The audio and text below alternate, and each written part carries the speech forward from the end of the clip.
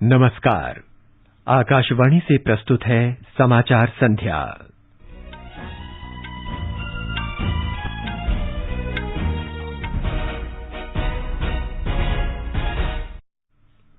सरकार ने ऑक्सीजन की बढ़ती मांग की पूर्ति के लिए इसकी उपलब्धता बढ़ाने, वितरण को सुचारू बनाने और भंडारण सुविधाओं में वृद्धि के कई उपाय किए।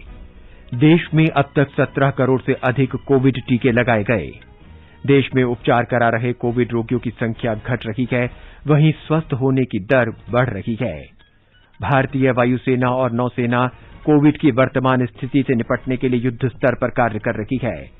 ऑक्सीजन एक्सप्रेस ने एक ही दिन में रिकॉर्ड 831 मीट्रिक टन तरल चिकित्सा ऑक्सीजन पहुंचाई। देश में अब तक 12 राज्यों और केंद्र शासित प्रदेशों के 2 करोड़ से अधिक लाभार्थियों को 1 लाख मीट्रिक टन से अधिक अनाज वितरित किया गया। देश भर में गेहूं की खरीद के लिए लगभग 50,000 करोड़ रुपए सीधे किसानों के बैंक खातों में डाले गए। असम के नए मुख्यमंत्री हेमंत बिस्वा शर्मा ने राज्य के उग्रवादी गुटों से हिंसा छोड़कर मुख्य धारा में लौटने की अपील की और नेपाल के प्रधानमंत्री केपी शर्मा ओली ने प्रतिनिधि सदन में विश्वास मत खोया।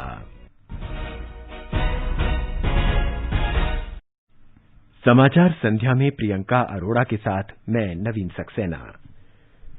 कोविड मरीजों की संख्या बढ़ रही है। श्रोताओं से अपील है कि कोई भी कोताही न बरतें, सुरक्षा के सभी उपायों का पालन करें और 18 वर्ष से अधिक आयु के सभी लोग निसंकोच टीका लगवाएं। 3 आसान उपायों का पालन करें और सुरक्षित रहें। मास्क पहनें, 2 गज दूरी है जरूरी, सुरक्षित दूरी बनाए रखें, हाथ और मुंह साफ रखें। और अब समाचार विस्तार से। केंद्र सरकार ने ऑक्सीजन की बढ़ती मांग को पूरा करने के लिए इसकी उपलब्धता बढ़ाने, वितरण को सुचारू बनाने और भंडारण सुविधाओं में वृद्धि के कई उपाय किए हैं। वाणिज्य और उद्योग मंत्रालय ने कहा है कि समूची ऑक्सीजन आपूर्ति श्रृंखला पर ध्यान केंद्रित करते हुए कदम उठाए जा रहे हैं। इनमें ऑक्सीजन का उत्पादन बढ़ाने, टैंकरों की उपलब्धता में वृद्धि, भंडारण सुविधाओं में सुधार और खरीद प्रक्रिया को सुगम बनाना शामिल है। ऑक्सीजन की उपलब्धता बढ़ाने के लिए इसकी उत्पादन क्षमता में वृद्धि की गई है। पीएसए संयंत्रों की स्थापना की गई है। विदेशों से तरल मेडिकल ऑक्सीजन आयात की गई है और ऑक्सीजन कंसंट्रेटरों की व्यवस्था की गई है। ऑक्सीजन की निगरानी के लिए डिजिटल ट्रैकिंग सिस्टम स्थापित किया गया है। ऑक्सीजन भंडारण में सुधार के लिए क्रायोजेनिक टैंकरों की संख्या तथा क्षमता बढ़ाई जा रही है और मेडिकल ऑक्सीजन सिलेंडर प्राप्त किए जा रहे हैं। महत्वपूर्ण सामग्री की खरीद के लिए सामान्य वित्तीय नियमों में ढील दी गई है। ऑक्सीजन का उत्पादन पिछले वर्ष अगस्त में प्रतिदिन 5,700 मीट्रिक टन से बढ़ाकर इस महीने 9,446 मीट्रिक टन कर दिया गया। उत्पादन क्षमता प्रतिदिन 6,817 मीट्रिक टन से बढ़ाकर 7,314 मीट्रिक टन कर दी गई है। इस दौरान उपयोग क्षमता 84% से बढ़ाकर 129% हो गई है। देश की चिकित्सा ऑक्सीजन की आवश्यकताओं को पूरा करने के लिए सार्वजनिक और निजी दोनों क्षेत्रों में प्रयास तेज किए गए हैं। इस महीने की 4 तारीख तक इस्पात संयंत्रों में 3,680 मीट्रिक टन तरल ऑक्सीजन का उत्पादन किया गया। अस्पतालों तथा अन्य चिकित्सा केंद्रों के निकट ऑक्सीजन आपूर्ति बढ़ाने के लिए 594 पीएसए संयंत्र स्थापित किए जा रहे हैं। विदेशों से 50,000 मीट्रिक टन तरल ऑक्सीजन आयात की जा रही है। प्रधानमंत्री केयर्स फंड से 1 लाख ऑक्सीजन कंसंट्रेटर खरीदने की मंजूरी दी जा चुकी है। भारतीय वायुसेना और नौसेना कोविड की स्थिति से निपटने के लिए चिकित्सा सामग्री की ढुलाई के वास्ते अथक प्रयास कर रही है। भारतीय वायुसेना के विमानों ने आज तक देश के विभिन्न भागों में 534 फेरे लगाए हैं। उन्होंने 336 ऑक्सीजन कंटेनर और अन्य चिकित्सा उपकरण तथा सामग्री गंतव्य तक पहुंचाई है। सामग्री जिन शहरों से ले जाई गई है वो हैं जामनगर, भोपाल, चंडीगढ़, इंदौर, रांची, आगरा, जोधपुर, बेगमपेट, भुवनेश्वर, पुणे, सूरत, रायपुर, उदयपुर, मुंबई, लखनऊ, नागपुर, ग्वालियर, विजयवाड़ा, वडोदरा, दीमापुर और हिंडन। भारतीय वायुसेना के विमानों ने विभिन्न देशों के 84 फेरे लगाए हैं। उन्होंने 1,407 मीट्रिक टन क्षमता वाले 81 क्रायोजेनिक ऑक्सीजन कंटेनर, 1,282 खाली ऑक्सीजन सिलेंडर, 705 ऑक्सीजन कंसंट्रेटर और रेस्पिरेटरी ऑक्सीजन का कच्चा माल जियोलाइट की भी ढुलाई की है। Singapore, Dubai, Thailand, Britain, Germany, Belgium, Australia, Indonesia और इजरायल से उपकरण लाए गए हैं। समुद्र सेतु द्वितीय अभियान के तहत भारतीय नौसेना के जहाज आईएनएस ऐरावत, आईएनएस त्रिकंद और आईएनएस कोलकाता आज कई मित्र देशों से महत्वपूर्ण चिकित्सा सामग्री लेकर स्वदेश लौटे हैं। आईएनएस तलवार के जरिए भी इसी महीने चिकित्सा सामग्री लाई गई है। आईएनएस कोच्चि, आईएनएस टाबर, आईएनएस जलाश्व और आईएनएस शार्दुल भी मित्र देशों से ऑक्सीजन टैंकर, सिलेंडर और अन्य चिकित्सा सामग्री लेकर जल्द पहुंचने ही वाले हैं। भारतीय नौसेना के ऑपरेशन समुद्र सेतु द्वितीय के तहत आईएनएस त्रिकंद 40 मीट्रिक टन तरल मेडिकल ऑक्सीजन लेकर आज सवेरे मुंबई पहुंचा। आईएनएस त्रिकंद को फ्रांस के अभियान ऑक्सीजन सॉलिडारिटी ब्रिज के तहत कतर के हमाद बंदरगाह से तरल मेडिकल ऑक्सीजन क्रायोजेनिक कंटेनर लाने के लिए तैनात किया गया है। अगले 2 महीनों में 600 मीट्रिक टन और तरल मेडिकल ऑक्सीजन भारत लाई जानी है। कैप्टन हरीश बहुगुणा ने मुंबई में संवाददाताओं को बताया कि कोविड से निपटने के प्रयासों में योगदान के लिए भारतीय नौसेना की पहल के अंतर्गत ये कार्रवाई की जा रही है। विदेशी सहायता के अंतर्गत कल डेनमार्क से 40 वेंटिलेटर मुंबई हवाई अड्डे पहुंचे। इन्हें महाराष्ट्र में वितरित किया जाएगा। स्पेन से 10 ऑक्सीजन कंसंट्रेटर्स और 141 वेंटिलेटर्स आज भारत पहुंचे। विदेश मंत्रालय के प्रवक्ता अरिंदम बागची ने कहा है कि यूरोपीय संघ के साझेदार स्पेन का भारत के लिए ये सहयोग बहुत महत्व रखता है। मद्रास उच्च न्यायालय ने केंद्र को आदेश दिया है कि वह कोविड-19 की संभावित तीसरी लहर की तैयारी के लिए तमिलनाडु और पुदुचेरी के लिए रक्षा अनुसंधान और विकास संगठन के माध्यम से ऑक्सीजन का उत्पादन करे। उच्च न्यायालय ने स्वतः संज्ञान लेते हुए कहा कि केंद्र सरकार को चिकित्सा बुनियादी ढांचा तैयार रखना चाहिए ताकि संभावित तीसरी लहर के दौरान अधिक नुकसान से बचा जा सके। इस बीच टीवीएस चैरिटेबल ट्रस्ट ने राज्यों को 1600 ऑक्सीजन कॉन्सेंट्रेटर देने की पेशकश की है। इनमें से 500 आज उपलब्ध करा दिए गए हैं। उधर टेमासेक फाउंडेशन ने 5-5 लीटर क्षमता वाले 300 ऑक्सीजन कॉन्सेंट्रेटर राज्य सरकार को दिए हैं।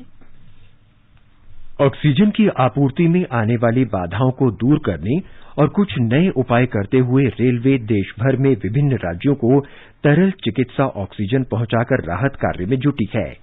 रेलवे ने अब तक विभिन्न राज्यों को 295 से अधिक टैंकरों के माध्यम से लगभग 4700 मीट्रिक टन तरल चिकित्सा ऑक्सीजन पहुंचाई है। कल ऑक्सीजन एक्सप्रेस में एक ही दिन में रिकॉर्ड 831 मीट्रिक टन तरल चिकित्सा ऑक्सीजन पहुंचाई। अब तक 75 ऑक्सीजन एक्सप्रेस पहले ही अपनी यात्रा पूरी कर चुकी हैं। रेल मंत्रालय ने बताया है कि उसका प्रयास है कि जरूरतमंद राज्यों को कम से कम समय में यथासंभव अधिक से अधिक तरल चिकित्सा ऑक्सीजन पहुंचाई जा सके। आज शाम तक 293 मीट्रिक टन तरल चिकित्सा ऑक्सीजन महाराष्ट्र को, 1334 उत्तर प्रदेश को, 306 मध्य प्रदेश को, 598 हरियाणा को, 123 तेलंगाना को, 40 राजस्थान को और दिल्ली को 2011 मीट्रिक टन तरल चिकित्सा गैस पहुंचाई जा चुकी है। कर्नाटक के लिए पहली ऑक्सीजन एक्सप्रेस ने भी झारखंड के टाटानगर से अपनी यात्रा शुरू कर दी है और 120 मीट्रिक टन तरल चिकित्सा ऑक्सीजन पहुंचाई जा रही है। रेल मंत्रालय ने कहा है कि आज रात से अन्य ऑक्सीजन एक्सप्रेसों की यात्रा शुरू होने की संभावना है। जर्मनी ने कोविड महामारी की दूसरी लहर से निपटने के भारत के प्रयासों में सहायता के लिए 1000 ऑक्सीजन संयंत्र भेजे हैं। इसकी ऑक्सीजन उत्पादन क्षमता 4 लाख लीटर है। इस संयंत्र से दिल्ली में रक्षा अनुसंधान और विकास संगठन द्वारा संचालित सरदार वल्लभ भाई पटेल कोविड अस्पताल की जरूरतें पूरी हो सकेंगी। भारत में जर्मनी के राजदूत वॉल्टर लिंडर ने आज इस संयंत्र का निरीक्षण किया। श्री लिंडर ने आकाशवाणी को बताया कि उन्होंने संयंत्र का दौरा किया और उसका प्रचालन देखा। It's quite a huge oxygen-producing plant, so we needed two big air transporters, A400M buses from the German military, which brought in the first part last Thursday and then last Friday, the second part. And today I visited it already, and so they did test runs, and so by tomorrow they will be instructing and teaching the Indian side to maneuver it, because it will be then in the hands of the Indian army. And then I'm hopeful that Wednesday it will be operational, and then we can already start working and saving lives. केंद्रीय स्वास्थ्य मंत्रालय ने कहा है कि सरकार के समन्वित प्रयासों के माध्यम से राज्यों और केंद्र शासित प्रदेशों को विदेशों से मिल रही सहायता की तेजी से आपूर्ति की गई है। मंत्रालय ने कहा है कि अब तक 8,900 oxygen concentrator, 5,043 oxygen cylinder, 18 oxygen उत्पादन संयंत्र, 5,698 वेंटिलेटर और लगभग 3,40,000 रेमडेसिवियर की शीशियों की आपूर्ति की गई है। मंत्रालय ने कहा है कि भारत को कोविड-19 से लड़ाई में प्रयास तेज करने के लिए विभिन्न देशों और संगठनों से अंतर्राष्ट्रीय वित्तीय सहायता और चिकित्सकीय सामग्री तथा उपकरणों की सहायता 27 अप्रैल से मिल रही है। राज्यों और संस्थानों को उपकरणों और सामग्रियों का त्वरित आवंटन और उनकी आपूर्ति एक नियमित प्रक्रिया है और इस पर लगातार निगरानी रखी जा रही है। वित्त मंत्रालय ने कहा है कि तथ्यात्मक रूप से सही नहीं है कि केंद्र सरकार ने कोविड वैक्सीनेशन पर खर्च के लिए प्रावधान नहीं किया है। मंत्रालय ने कहा है कि अनुदान मांग के अंतर्गत राज्यों को शीर्ष अंतरण शीर्षक के अंतर्गत दर्शाई गई 35,000 करोड़ रुपए की राशि का उपयोग केंद्र द्वारा भी किया जा सकता है। मंत्रालय ने इस बारे में आ रही खबरों का खंडन करते हुए कहा कि केंद्र सरकार इसके लिए किए गए प्रावधान के अंतर्गत वैक्सीन की खरीद और भुगतान कर रही है। केंद्रीय गृह राज्य मंत्री जी किशन रेड्डी ने आज तेलंगाना के बीबीनगर स्थित अखिल भारतीय आयुर्विज्ञान संस्थान एम्स में कोविड-19 समर्पित वार्ड का दौरा किया। उन्होंने वहां ऑक्सीजन कॉन्सेंट्रेटर सहित चिकित्सा सुविधाओं की समीक्षा की और अधिकारियों से बिस्तरों की संख्या बढ़ाने तथा चिकित्सा सामग्री की आपूर्ति के लिए तुरंत कदम उठाने के बारे में चर्चा की। बाद में पत्रकारों से बातचीत में उन्होंने कहा कि अस्पताल में जल्दी ही बिस्तरों की संख्या बढ़ाकर 200 कर दी जाएगी। श्री रेड्डी ने विभिन्न देशों से मिली और केंद्र से आवंटित ऑक्सीजन सिलेंडरों और अन्य चिकित्सा सामग्री की आपूर्ति का निरीक्षण भी किया। श्री रेड्डी ने कोविड-19 टीकाकरण केंद्र पर लोगों से बातचीत की तथा टीकाकरण अभियान का जायजा लिया। ये समाचार हमारी वेबसाइट newsonair.com/hindi और हमारे mobile app news on AIR पर भी उपलब्ध हैं। चलो मिलकर एक शुरुआत करें, चलो एक फैसला आज करें, मास्क नहीं तो टोकेंगे, कोरोना को रोकेंगे, चलो एक इरादा करते हैं, चलो कुछ वादा करते हैं, मास्क नहीं तो टोकेंगे, कोरोना को रोकेंगे। समाचार संध्या में आपका फिर स्वागत है। भारत दुनिया में सबसे तेज गति और कम समय में 17 करोड़ से अधिक टीके लगाने वाला देश बन गया है। भारत ने ये उपलब्धि 114 दिन में हासिल की है, जबकि चीन ने 119 दिन और अमेरिका ने 115 दिन में ये लक्ष्य हासिल किया। देश में अब तक 17 करोड़ से अधिक टीके लगाए जा चुके हैं। पिछले 24 घंटे में 6,80,000 से अधिक टीके लाभार्थियों को लगाए गए हैं। 18 से 44 वर्ष के आयु वर्ग में 20,31,000 लाभार्थियों ने टीके की पहली खुराक ली। इस आयु वर्ग के लिए 1 मई से सबसे बड़ा टीकाकरण अभियान शुरू किया गया था। केंद्र सरकार ने महामारी से लोगों को राहत पहुंचाने के लिए कई कदम उठाए हैं। वो ये सुनिश्चित कर रही है कि दुनिया के अन्य देशों से प्राप्त चिकित्सा सहायता सामग्री से संबंधित सीमा शुल्क आदि की अनुमति तेज गति से कराकर जल्दी से जल्दी राज्यों और केंद्र शासित प्रदेशों को भेजी जाए। अभी तक 6,738 oxygen concentrator, 3,856 oxygen cylinder, 16 oxygen generator plant, 4,668 ventilators और 3 लाख से अधिक रेमडेसिविर टीके राज्यों और केंद्र शासित प्रदेशों को भेजे गए हैं। देश में उपचार करा रहे कोविड रोगियों की संख्या घट रही है। हालांकि देश के कई राज्यों और केंद्र शासित प्रदेशों में अब भी संक्रमित लोगों की संख्या बढ़ रही है। स्वास्थ्य और परिवार कल्याण मंत्रालय के अधिकारी ने बताया कि कुल संक्रमित लोगों में से 16.52% मरीजों का इलाज चल रहा है। इस समय देश में 37,54,000 से अधिक कोविड मरीजों का उपचार किया जा रहा है। स्वस्थ होने की दर बढ़कर 82.38% हो गई है। स्वास्थ्य मंत्रालय ने बताया कि पिछले 24 घंटों के दौरान 3,53,000 से अधिक रोगी स्वस्थ हुए। देश में अब तक 1,46,00,000 से अधिक रोगी ठीक हो चुके हैं। कल 3,66,000 से अधिक रोगियों में कोरोना संक्रमण की पुष्टि हुई। इस दौरान 3,754 लोगों की मौत हुई है। इसके साथ ही मृतकों की संख्या 2,46,000 से अधिक हो गई है। भारतीय आयुर्विज्ञान अनुसंधान परिषद ने बताया कि कल 14,74,000 से अधिक जांच की गई। राष्ट्रीय राजधानी क्षेत्र में आज चौथे सप्ताह भी लॉकडाउन बढ़ाया गया है। दिल्ली के मुख्यमंत्री अरविंद केजरीवाल ने कल राष्ट्रीय राजधानी में अगले सोमवार सुबह 5 बजे तक कड़े प्रतिबंध की घोषणा की। एहतियाती उपायों के बीच मेट्रो रेल सेवा पूर्ण रूप से बंद कर दी गई है और सार्वजनिक स्थानों, बैंकेट हॉल या होटलों में विवाह समारोहों की अनुमति नहीं होगी। ब्यौरा हमारे संवाददाता से। राष्ट्रीय राजधानी दिल्ली में संक्रमण दर अप्रैल महीने की लगभग 35% की ऊंचाई के बाद उल्लेखनीय कमी दर्ज करता हुआ आज तकरीबन 20% तक आ गया। दिल्ली के साथ साथ राष्ट्रव्यापी परिदृश्य में भी मृत्यु दर में भी काफी सुधार दर्ज किया जा रहा है। आगे आने वाले कुछ दिन कोरोना की रोकथाम और इससे संबंधित प्रबंधन के लिए निर्णायक साबित होंगे, जब सरकारें राज्यव्यापी लॉकडाउन के इतर जिलों में छोटे छोटे कंटेनमेंट जोन्स बनाने के फैसले ले सकती हैं। आनंद चतुर्वेदी, आकाशवाणी समाचार, दिल्ली। भारतीय जनता पार्टी ने राष्ट्रीय राजधानी में कोविड-19 की स्थिति पर नियंत्रण को लेकर आज दिल्ली सरकार की आलोचना की।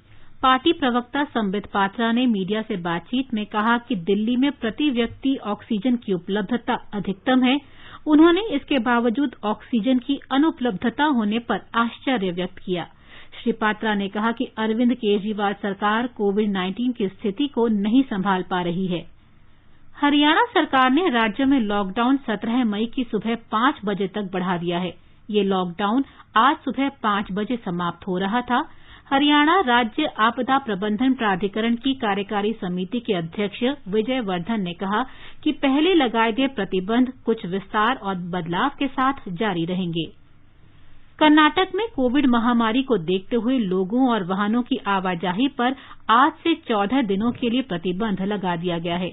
बेंगलुरु के पुलिस आयुक्त कमल पंत ने चेतावनी दी है कि अनावश्यक रूप से बाहर घूमते पाए जाने पर कड़ी कार्रवाई की जाएगी। मेट्रो रेल समेत सभी सार्वजनिक यातायात सुविधाएं बंद रहेंगी। हमारे संवाददाता ने बताया है कि रेल या हवाई जहाज का टिकट साथ रखने वाले लोगों को ही टैक्सी या ऑटो रिक्शा से जाने की अनुमति दी जा रही है। राजस्थान में आज सुबह 5 बजे से 24 मई तक 2 सप्ताह का लॉकडाउन लगाया गया है। राज्य में 31 मई तक विवाह समारोह पर प्रतिबंध रहेगा। हमारे संवाददाता ने बताया है कि पंजीकृत विवाह में केवल 11 लोग ही शामिल हो सकेंगे।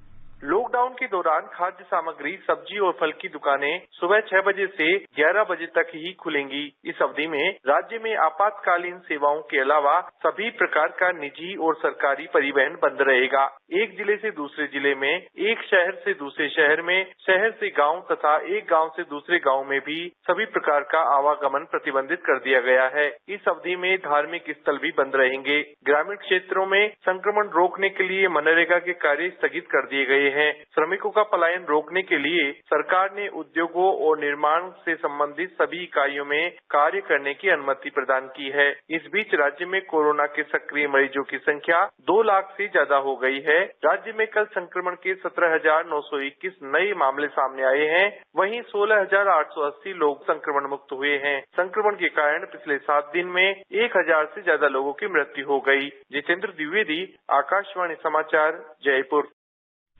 आगे बढ़ने से पहले मुख्य समाचारों पर एक नजर। सरकार ने ऑक्सीजन की बढ़ती मांग की पूर्ति के लिए इसकी उपलब्धता बढ़ाने, वितरण को सुचारू बनाने और भंडारण सुविधाओं में वृद्धि के कई उपाय किए। देश में अब तक 17 करोड़ से अधिक कोविड टीके लगाए गए। देश में उपचार करा रहे कोविड रोगियों की संख्या घट रही है, वहीं स्वस्थ होने की दर बढ़ रही है। भारतीय वायुसेना और नौसेना कोविड की वर्तमान स्थिति से निपटने के लिए युद्ध स्तर पर कार्य कर रही हैं। ऑक्सीजन एक्सप्रेस ने एक ही दिन में रिकॉर्ड 831 मीट्रिक टन तरल चिकित्सा ऑक्सीजन पहुंचाई। देश में अब तक 12 राज्यों और केंद्र शासित प्रदेशों के 2 करोड़ से अधिक लाभार्थियों को 1 लाख मीट्रिक टन से अधिक अनाज वितरित किया गया।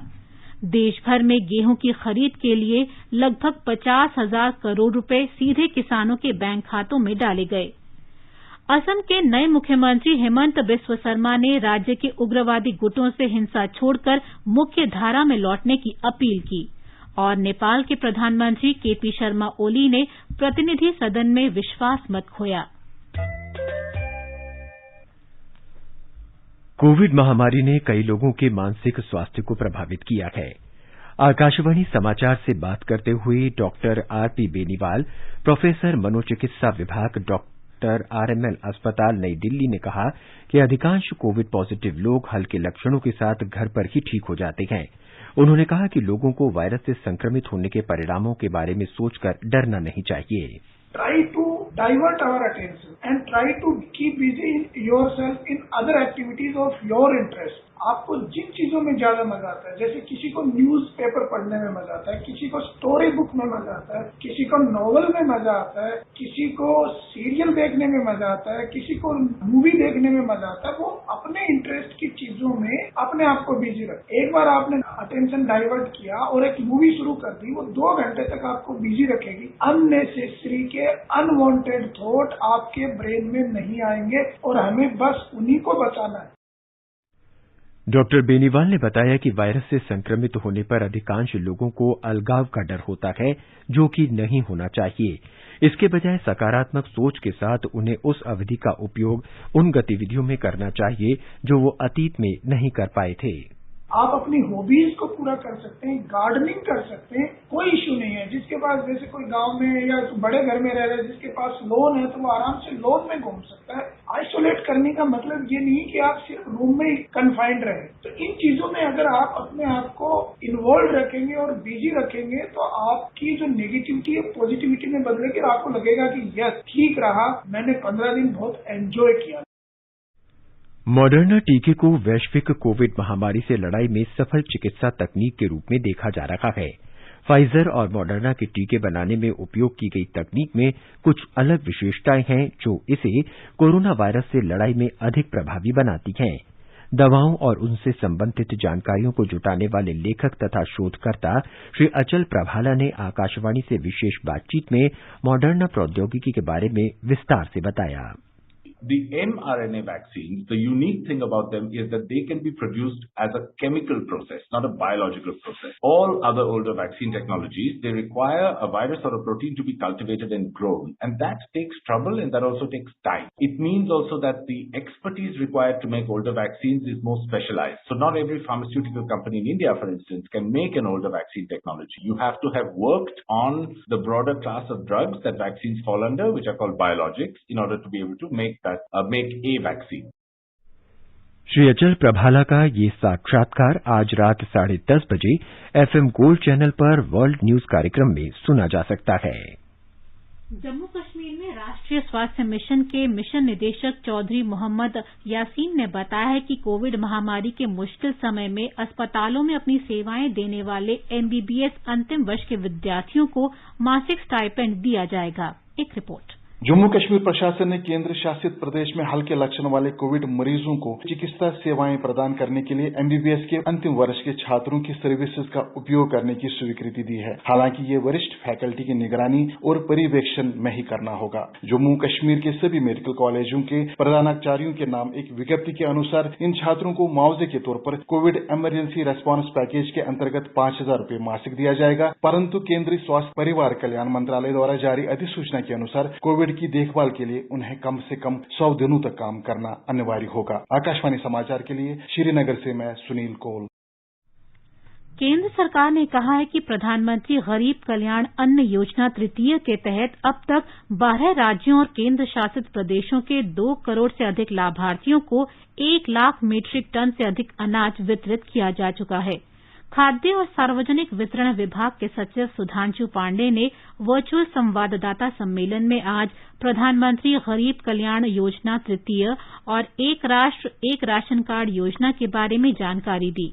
उन्होंने बताया कि इस वर्ष मई और जून के लिए लागू की गई योजना के तहत प्रति व्यक्ति को प्रति माह 5 किलो अतिरिक्त मुफ्त अनाज दिया जा रहा है।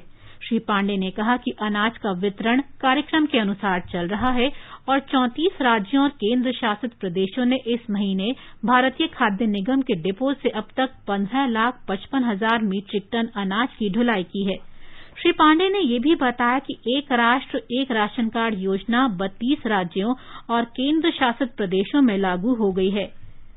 उन्होंने कहा कि गेहूं की खरीद के लिए किसानों के खातों में 49,965 करोड़ रुपए की राशि सीधे उनके बैंक खातों में भेजी गई है। खाना पकाने के तेल के दाम बढ़ने के सवाल पर श्री पांडे ने बताया कि सरकार इस पर करीब से नजर रख रही है। उन्होंने बताया कि कोविड-19 की स्थिति के कारण कुछ भंडार बंदरगाहों में मंजूरी के लिए फंसे हुए हैं।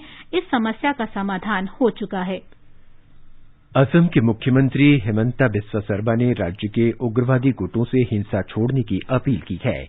शपथ लेने के बाद संवाददाताओं से बातचीत में श्री शर्मा ने उल्फा नेता परेश बरुआ से मुख्यधारा में लौट आने का अनुरोध किया है। उन्होंने कहा कि नवनिर्वाचित सरकार की पहली मंत्रिमंडलीय बैठक कल होगी। श्री शर्मा ने कहा कि उनकी सरकार चुनावी वायदों को पूरा करने के लिए आवश्यक कदम उठाएगी। नेपाल के प्रधानमंत्री श्री केपी शर्मा ओली ने प्रतिनिधि सदन में विश्वास मत खो दिया है। उन्हें 275 सदस्य वाले सदन में केवल 93 वोट मिले, जबकि सरकार बचाने के लिए 136 वोटों की जरूरत थी। विश्वास मत के लिए सदन का विशेष सत्र बुलाया गया था। ये सत्र राष्ट्रपति विद्या देवी भंडारी के निर्देश पर बुलाया गया था। तालिबान ने इस सप्ताह ईद के मद्देनजर अफगानिस्तान में 3 दिन के संघर्ष विराम की घोषणा की है। इससे 2 दिन पहले राजधानी काबुल में एक स्कूल के बाहर बम विस्फोटों में 68 लोग मारे गए थे। इनमें अधिकतर युवतियां थीं। तालिबान ने पिछले वर्ष भी ईद की छुट्टियों के दौरान संघर्ष विराम की घोषणा की थी। मुख्य वार्ताकार के प्रवक्ता ने तालिबान की इस घोषणा का स्वागत किया है। विदेश मंत्रालय ने अफगानिस्तान में भारत के महावाणिज्य दूत विनेश कालरा के निधन पर शोक व्यक्त किया है। विदेश मंत्रालय के प्रवक्ता अरिंदम बागची ने कहा कि ईमानदार, मेहनती और विश्वसनीय अधिकारी विनेश कालरा ने अफगानिस्तान में मुश्किल हालात के बावजूद अपनी सेवाएं देकर राष्ट्र के प्रति समर्पण की एक मिसाल प्रस्तुत की। और आर्थिक जगत की खबरों के साथ सोनू सूद। बम्बई शेयर बाजार का सेंसेक्स 296 अंक बढ़कर 49,502 पर बंद हुआ। नेशनल स्टॉक एक्सचेंज का निफ्टी भी 0.8% की वृद्धि से 119 अंक बढ़कर 14,942 पर बंद हुआ। अंतर बैंकिंग विदेशी मुद्रा बाजार में रुपया डॉलर के मुकाबले 16 पैसे मजबूत हुआ और $1 की कीमत 73.35 दर्ज हुई। सोना 240 रुपए महंगा होकर 47,991 रुपए प्रति 10 ग्राम पर जा पहुंचा। चांदी भी 946 रुपए के उछाल से 72,375 रुपए प्रति किलो दर्ज हुई। मशहूर गीतकार और शायर कैफी आजमी की आज पुण्यतिथि है। कैफी आजमी उन चुनिंदा शायरों में से हैं जिन्होंने रूमानियत के साथ साथ समाज को भी अपने शब्दों में उकेरा। कैफी आजमी को साल 1974 में पद्मश्री से सम्मानित किया गया। उनकी लिखी गजलें और गीत आज भी लोगों के दिल में उतर जाते हैं। आइए सुनते हैं फिल्म हीर रांझा में कैफी का लिखा ये गीत।